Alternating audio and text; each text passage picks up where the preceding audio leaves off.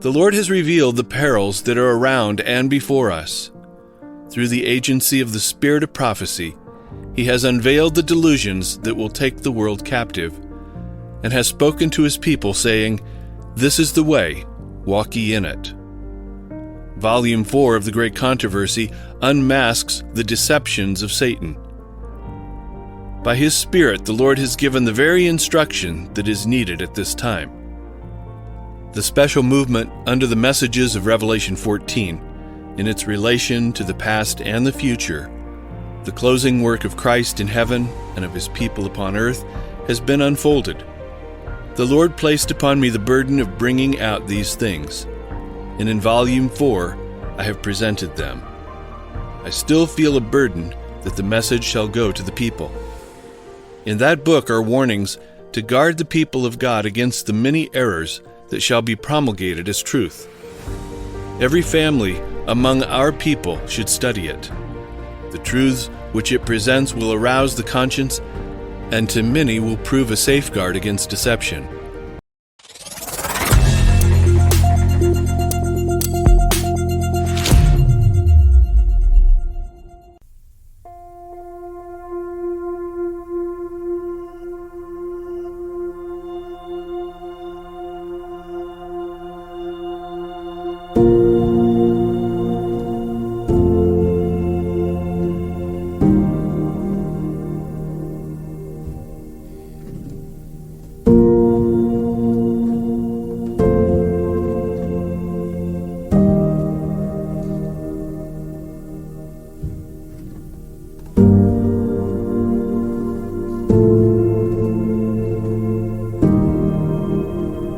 Oxford in England gets a 15-minute neighbourhood, and there will be 6 of them, and these will go ahead whether their residents like it or not.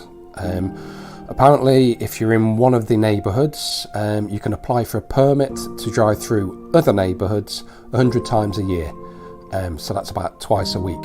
So here's the agenda that is 2030, being adopted by local English councils.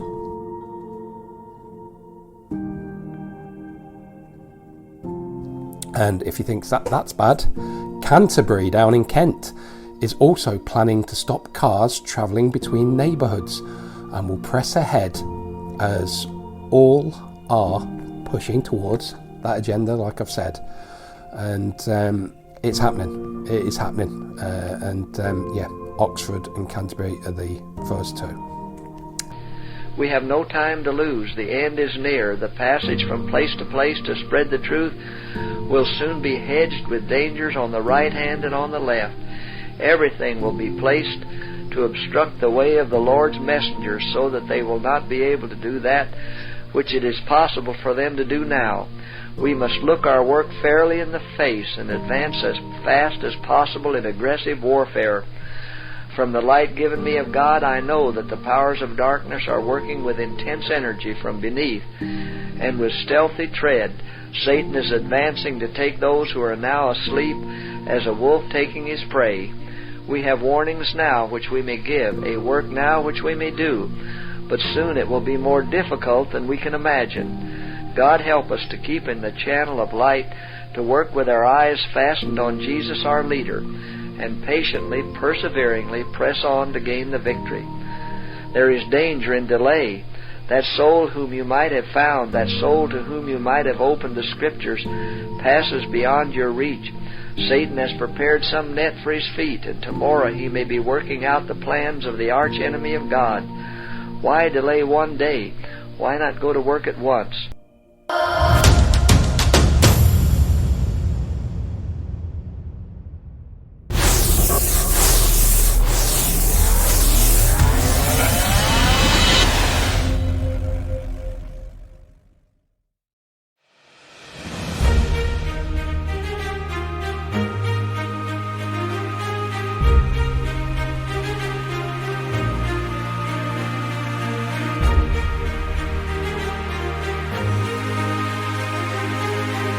We are pressing on to the final conflict, and this is no time to compromise. It is no time to hide your colors. When the battle wages sore, let no one turn traitor. It is no time to lay down or conceal our weapons and give Satan the advantage in the warfare. But unless you watch and keep your garments unspotted from the world, you will not stand true to your captain. It is no time for watchmen to slumber on the walls of Zion. Let them be wide awake. Call to your fellow watchmen, crying, "The morning cometh, and also the night." It is no time to relax our efforts, to become tame and spiritless. No time to hide our light under a bushel, to speak smooth things, to prophesy deceit. Every power is to be employed for God. You are to maintain your allegiance, bearing testimony for God and for truth. Be not turned aside by any suggestion the world can make. We cannot afford to compromise. There is a living issue before us, of vital importance to the remnant people of God, to the very close of this earth's history. For eternal interests are involved. On the very eve of the crisis, it is no time to be found with an evil heart of unbelief, parting from the living God. God will not save us if we make no effort to do the work He has committed to our charge.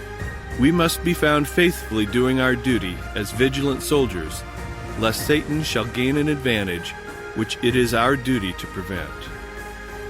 We should diligently study the Word of God and pray in faith that God will restrain the powers of darkness, for as yet the message has gone to comparatively few, and the world is to be lightened with its glory. The present truth, the commandments of God, and the faith of Jesus has not yet been sounded as it must be. There are many almost within the shadow of our own doors for whose salvation no personal effort has ever been made. We are not prepared for the time when our work must close. Oh, awake, I pray you, awake, for you bear the most sacred responsibilities.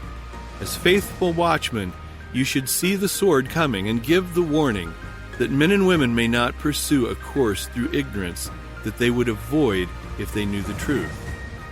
The Lord has enlightened us in regard to what is coming upon the earth, that we may enlighten others, and we shall not be held guiltless if we are content to sit at ease with folded hands and quibble over matters of minor importance.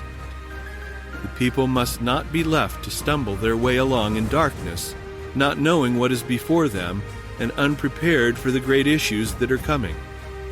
There is a work to be done for this time in fitting a people to stand in the day of trouble, and all must act their part in this work.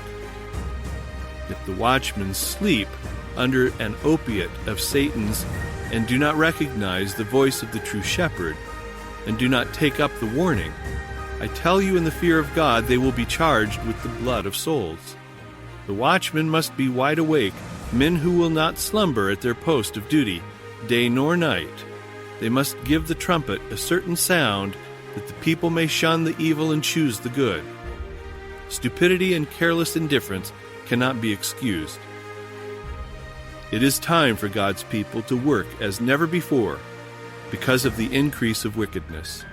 The God-fearing, commandment-keeping people should be diligent not only in prayer but in action, and this will bring the truth before those who have never heard it. The world is overborne with falsehood and iniquity, and those whom God has made the depositories of His law and of the pure religion of Jesus must be determined to let their light shine. God help us to work unitedly, and as we never have worked before, is my prayer.